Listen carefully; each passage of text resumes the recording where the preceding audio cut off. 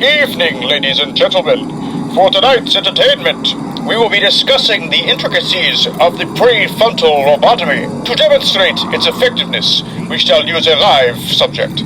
First, removing the patient's perineum, or colloquially known as the taint. Why the taint? Next, we... The Serial Abortion Clinic, the Cerebral Abortion Clinic by Stuart Bray. Tell me that name doesn't turn a few heads. Our story takes place in 1942 with a former surgeon who starts his own practice in his basement with a penchant for lobotomies. Oh, and did I mention he's German? Shut up! Yeah, what? Who's this then? Stop you, man! I'll do that for any more. You can't. This is a wild story with twists and turns aplenty, and an insane main character as well. Watch out for some gruesome violence, even though the gore is not as graphic as Bray's normal content. The whole vibe of this story makes me think of Shutter Island meets Dr. Killjoy from The Suffering. You. Stop, please. Stop! Friedrich, our main character, is crazy. The story begins with him lopping off some titties from a cadaver in front of an audience in a surgical class. Mom made pancakes. He speaks to the corpse and kisses it on the forehead again, all in front of an audience. I'm no expert in 1940s surgical demonstrations, but Friedrich really should be put on a list or something. Friedrich also has a voice in his head, a man crawling around on his brain as he is referred to, leading to some fun internal dialogue. Another similarity with the Suffering series. Our private surgeon acquires patients with a penchant for violence or a love for Creed. Yes, yes, yes, yes, yes! Can you take me higher? And cures them of their condition before setting them back loose on the streets. The plot explodes as the operation comes apart, and sinister forces make their intentions known.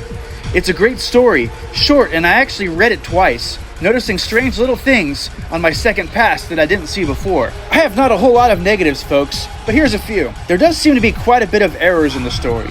Use of incorrect word, and such. I'm never much of a stickler for these sort of things, but if that bothers you, you won't like this book. There are small details I noticed that seem to be incongruent with the rest of the story. Perhaps decisions made later in the writing process that were never corrected in editorial. The ending is clever and sinister, but I felt it could have been executed better, perhaps leaving more clues and build up to what was really going on. Minor spoilers, folks. Turn back if you don't want a few scenes spoiled. Friedrich captures the dean of the school he teaches at and prepares him for his cure. You did a fine job, Miss Tilly. Dean Hendrickson thrashed in his restraints.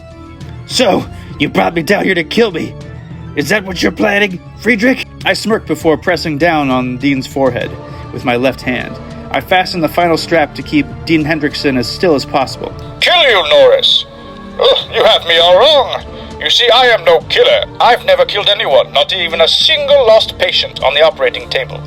I swore an oath, Dean Hendrickson. My job was to heal. Now my job is to teach others to do the same. If I had allowed you to walk out that door, you would have fired me, correct? You would have taken away my livelihood. I can't have that. Dean Hendrickson went to speak up, but was quickly cut off. I have an image to uphold, Norris. You are well aware of that. How do you think a successful 40-year-old... A very handsome 40-year-old, Miss Tilly interrupted. Thank you, Miss Tilly. I responded with a smile. As I was saying, Dean Hendrickson, there is a reason that someone as well off in life as the man you see before you isn't out gallivanting with a loose woman and spending my acquired wealth so frivolously. It's because you're a goddamn madman. Just like the loonies you watch through the glass windows. You belong there with them. You know that, don't you? You're aware that this is exactly what insanity looks like, right? You have to know that you're insane. Dean Hendrickson moved his head, but the thick leather strap held it tight to the table. I can see now that this is an ineffectual campaign, I sighed, giving Dean Hendrickson a tired smile. People like you, the closed-minded, are exactly what holds back progression. Dean Hendrickson scoffed at the claim. Progression? Do you hear yourself? What progress is gained in all of this, Friedrich? You sound just like the German scum that wants to take over the world. Is that what you are, Friedrich? I grabbed a bottle of ether and a rag, first covering Dan Hendrickson's mouth and nose with the rag. The Cerebral Abortion Clinic is a great ride. Give it a try, folks, and I bet you won't regret it. Please be so kind as to leave your thoughts on the book and suggest more stories for me to review in the future.